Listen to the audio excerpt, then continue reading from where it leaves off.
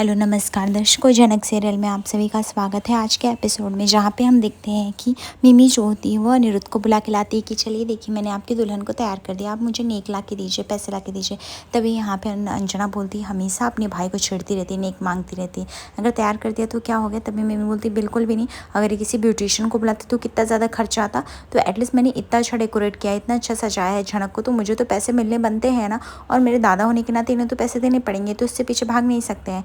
तभी यहाँ पे अनिरुद्ध बोलता है अच्छा ऐसी बात है, अब तुम मुझे पैसे देने के लिए वो करेगी। तभी यहाँ पे मिमी बोलती बताओ ना झनक, मैंने कितना अच्छा रेडी किया तुम्हें। तभी झनक बोलती वो तो अच्छी बात है, आप बाहर वाले को तो पैसे देते ना, मिमी को भी दे दो ना। तभी यहाँ पे अनिरुद्ध जो था 500 रुपये का नोट दे देता। तभी यहाँ पे मिमी बोलती 500 रुपये नोट से क्या होगा, अभी आप और पैसे दो, है कि नहीं, और मुझे और अप्पू दीदी को भी दो। अप्पू दीदी ने कंपनी दी। अप्पू बोलती हाँ हाँ और ऐसे पैसे दो। झनक का भी काउंटर है, क्योंकि झनक इतनी क्यूट बन के, इतनी शांत बन के यहाँ पे बैठी हुई है ना कब से उसके लिए। तो अनिरुद्ध बोलते ठीक है मैं अपने पर्स में चेक करता हूँ। दूसरी तरफ अंजना बोलती है अप्पू तो ठीक है ना।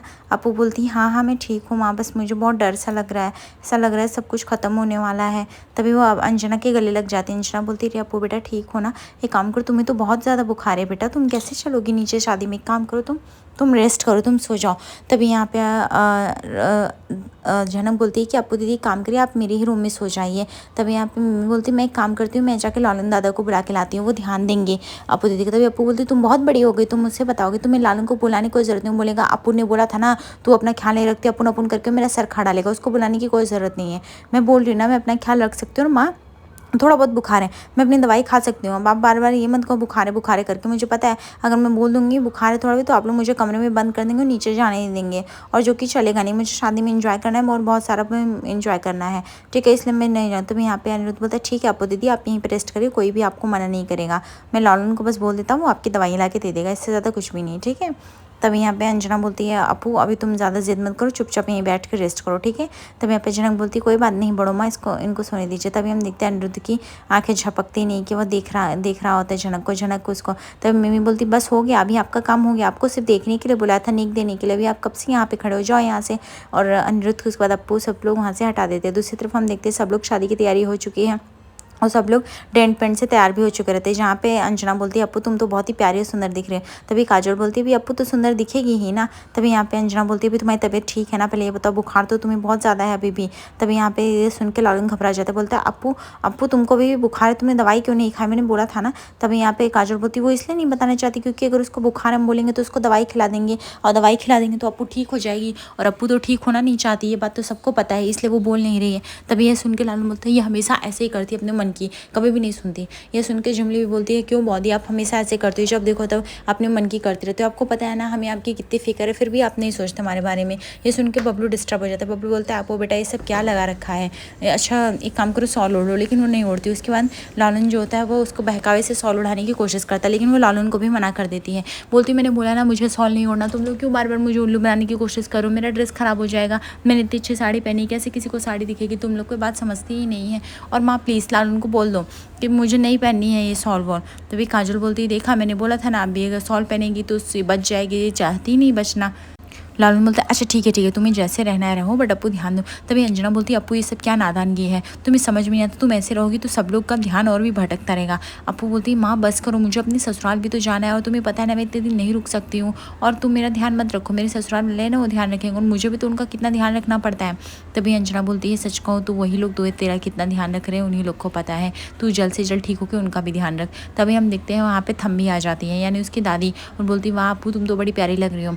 यहाँ पे थम्बी पूछते हैं क्या हुआ अंजना, सारा प्रोग्राम हो गया, सारा व्यवस्था कर दिया। अंजना बोलती है हाँ माँ हो चुका है।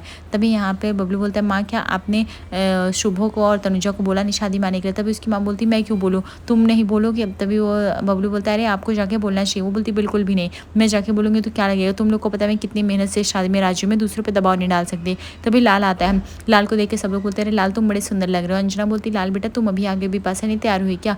लाल जैसे बिपाशा का नाम सुनता है खून खौल उठता है उसका। बोलता है माँ प्लीज़ बिपाशा का नाम मत लिया करो, मैंने कितनी बार बोला है आपको कि बिपाशा का नाम मेरे सामने मत लिया करो, वो क्या कर रही है क्या नहीं कर रही है मुझे इससे कोई फ़र्क नहीं पड़ता है।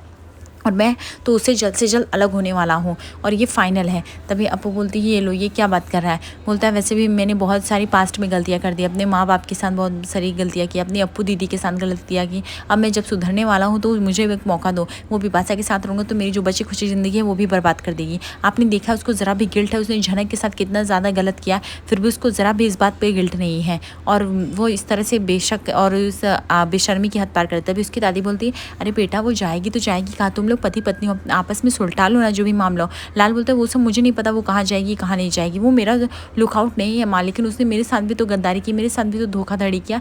तभी सुन के बिपाशा जो होती बोलती बस करो लाल, मुझे कितना इंसल्ट करते रहोगे। ये सुनकर अप्पू बोलती ये देखो टेढ़ी मुँह आ गई, टेढ़ी मुँह आ गई, मैंने बोला था ना तुझे सुधर जा, लेकिन तू सुधरी नहीं। तभी लाल बोलता है बस करो अप्पू शांत हो जाओ। अप्पू बोलती क्यों शांत हूँ मैं बड़ी ननद होने के नाते इतना तो बोल ही सकती हूँ ना। बिपाशा जाती बोलती लाल तुम मेरा और कितना इंसल्ट करोगे, एटलीस्ट आज के दिन सबके सामने तो चुप हो जाते। आज के दिन मैं तो इसलिए मौजूद हुई क्योंकि झनक और अनिका सबसे बड़ा दिन है, शुभ दिन, मैं चाहती हूँ उनका मिलाप का दिन है। तो यहाँ पे लाल बोलता है अच्छा तुम्हें अगर पता होता है कि शुभ दिन और अच्छा दिन है तब तो तुम कुछ और बुरा करने पे तुली होती। अब बताओ तुम्हारा नेक्स्ट प्लान क्या है, कैसे तुम झनक को फंसाना चाहती हो, एटलीस्ट वो तो बता दो। तभी यह सुनकर लाल एकदम शौक हो जाता है। लाल बोलता है प्लीज़ बिपाशा तुम मेरे साथ नाटक करने के लिए रहने दो, ठीक है। अगर तुम्हें लगता है कि तुम मेरे साथ नाटक करके बच सकते हो तो वो अब नहीं होगा, मैं तुम्हारे जाल में नहीं फंसने वाला। दूसरी तरफ जो होती झनक अनिरुद्ध को समझा रही होती कि सर जी इस तरह से शादी करना गलत है, अभी भी टाइम ही, ये शादी हमारी लीगल मानी जाएगी, समाज में कोई भी एक्सेप्ट नहीं करेगा और हमको तरह तरह के ताने सुनने पड़ेंगे, अभी जाके आप इनकार कर दीजिए। अनिरुद्ध बोलता है मैं इतनी सारी तैयारी के बाद, प्रिपरेशन के बाद ना नहीं बोल सकता, झनक प्लीज़ मुझ पर भरोसा रखो। तभी छोटान बोलता है कि क्या हुआ झनक, तुम ऐसा डरी हुई क्यों। झनक बोलती प्लीज़ छोटान अब ऐसा मत रिएक्ट करिए कि जैसे आपको कुछ नहीं पता, आप लोग को सब कुछ पता है ना कि आज सर जी का डिवोर्स भी नहीं और वो शादी करने जा रही है, कैसी शादी जो कि अनैतिक रूप से कानूनन अपराध में जाएगी, उस शादी का कोई भी मोल नहीं रहेगा समाज में भी इसका, और क्या इसका ज़रूरत है कि वो 2 दिन बाद ही डिवोर्स हो जाएगा। अर्शी दीदी को आज बुखार हो गया और डिवोर्स कैंसिल हो गया, ये सब कुछ आप लोगों को लगता नहीं बना बनाया प्लान है, मुझे तो बिल्कुल भी भरोसा नहीं हो रहा। तभी अनिरुद्ध बोलता है प्लीज़ सर, प्लीज़ झनक तो मेरी बातों पे यकीन करो। छोटान देखो अभी मुझे गुस्सा आ रही है, मेरी बातों पे यकीन क्यों नहीं करना चाहती। झनक बोलती यकीन और सब कुछ एक तरफा है सर जी, मैंने अपनी ज़िंदगी में इतना सब कुछ खो दिया कि पाने के लिए और अब खोने के लिए वापस से कुछ बचा नहीं। मैंने अपने आप को खो दिया, जेल में चली गई, अपना सम्मान सब कुछ बेच दिया, मैंने अपनी ज़िंदगी दाव पे लगा दी, फिर वापस से वहाँ से लौटी हूँ और फिर से एक शादी, वापस से एक शादी हुई जिसे झूठी करार दिया गया, फिर वापस से आपकी दूसरी शादी जिसे सच्चा बोला गया, फिर डाइवोर्स होने को आया और फिर वापस से तीसरी शादी। मैं इन सबसे पक चुकी हूँ सर जी, आपको मैं कैसे समझाऊँ कि मैं बेइज्जती पे बेइज्जती, बेइज्जती पे बेइज्जती इतना नहीं सह सकती, आपको समझना पड़ेगा। तभी वहाँ पे मम्मी आ जाती, बोलती है अरे आप लोग इतना लेट क्यों कर रहे हो। रोमी बोलती हाँ दादा चलो ना। तभी अनी बोलता है हाँ हाँ ठीक है मैं चलता हूँ। मृणाली बोलती अरे ये देखो अनी और झनक की टीम कैसे बढ़ती जा रही है, अब तो रोमी भी आ गई। रोमी तुम कैसे आ गई, तुम तो मान गई। तभी यहाँ पे रोमी बोलती है क्या करूँ, मेरे दादा का सेलिब्रेशन है और मैं ऐसे कैसे दादा के गिफ्ट से नहीं बच सकती ना, तो फिर दादा मुझे अपने गिफ्ट से कट कर देंगे। तभी छोटान बोलता है चलो कोई नहीं, देर से आए दुरुस्त आए, अभी चलो तुम लोग। तभी मृणाली बोलती है बस जल्द से जल्द तुम्हारे मम्मी पापा को भी अकल आ जाए, वो भी सामने से आ जाए। तभी यहाँ पे उसकी दादी बोलती बस करो बिपाशा, अभी तुम दूर हो जाओ, तुम लाल दोनों एक दूसरे से दूर रहो, नहीं तुम लोग पास में रहोगे तो ऐसे ही झगड़ा करते रहोगे मेहमानों के सामने, अभी तुम लोग दूर दूर खड़े हो जाओ, उसी में भलाई है। बिपाशा बोलती ठीक है लाल मैं चली जाऊँगी, जैसे झनक और अनी की शादी होगी ना मैं घर छोड़ के चली जाऊँगी, तुम यही चाहते हो ना, तुमने कभी नहीं सोचा मैं कैसे जाऊँगी कहाँ जाऊँगी।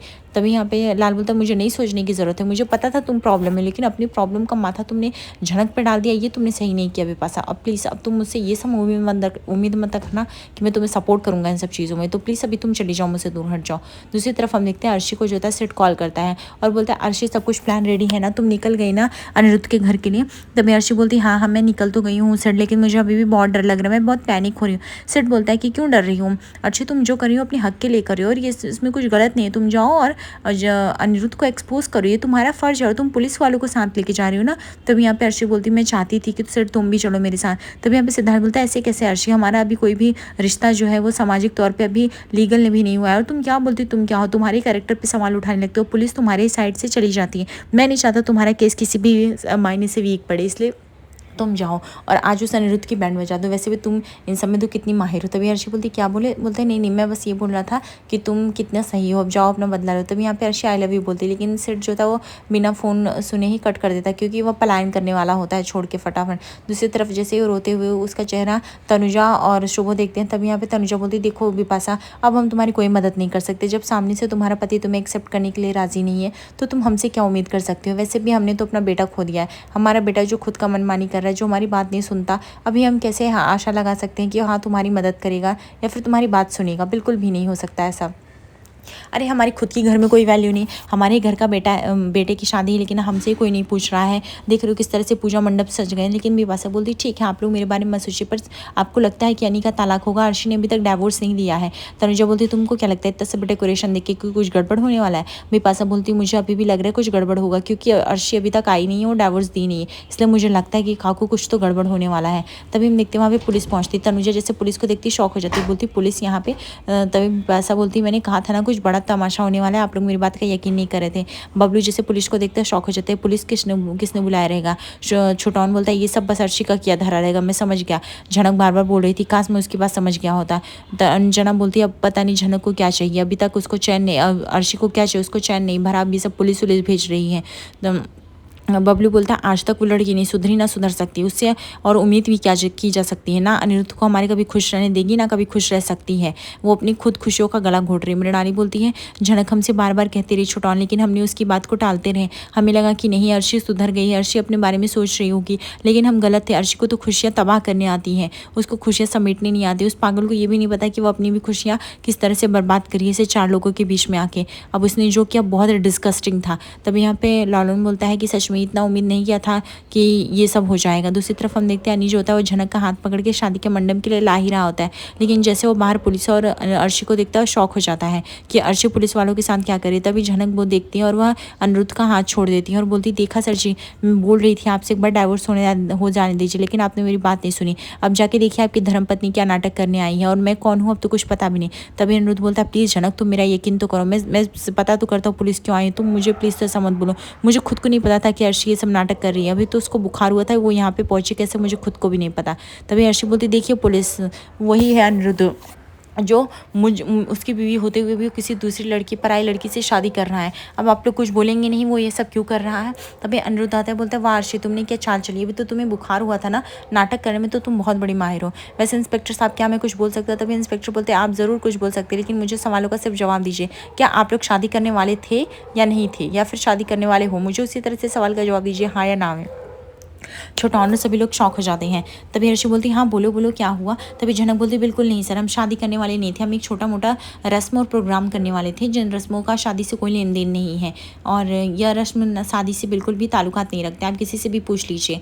तभी यहाँ पे अर्शी बोलती ओ कमॉन झनक ये सब झूठ बोलना बंद करो, ये शादी ढोल नगाड़े क्या ये सब हमें दिखाई नहीं देते। तभी यहाँ पे झनक बोलती दिखाई कितने भी दिशा कानून को सबूत चाहिए होता है, और अर्शी दीदी आप इस घर में कानून का मदद लेके आई तो प्लीज़ कानून का इज्जत करना सीखिए, अपने मन से मनगढ़ंत कहानियाँ बंद करिए। जब हम बोल रहे हैं कि हम सिर्फ एक छोटा सा रस्म करने वाले हैं तो आपको क्यों नहीं समझ में आ रहा है? क्या आपको मेरे मांग में सिंदूर दिख रहा है, गले में मंगलसूत्र दिख रहा है, या कहीं भी किसी ने लिखा है उसके मुंह पे शादी है? बिल्कुल भी नहीं, हमारे घर में फंक्शन था, दैट्स इट। आज रात के एपिसोड में जहाँ पे दिखेंगे कि झनक की कहानी में एक अचानक से पड़ाव में मोड़ आता है, जहाँ पे झनक एक गांव में ठहरी हुई है और जहाँ पे गांव के लोगों का वह रक्षा करती नजर आती है, और जहाँ पे हम देखते हैं कि अनिरुद्ध भी वहाँ पे पहुँचता है कुछ सालों बाद, और वह उस गाँव की ज़मीन को हड़प कर अपना कुछ कॉन्ट्रैक्ट हासिल करना चाहता है, लेकिन वहाँ पर नहीं कर पाता है। आगे एपिसोड पर से बने रहे दोस्तों, लाइक और सब्सक्राइब करिए।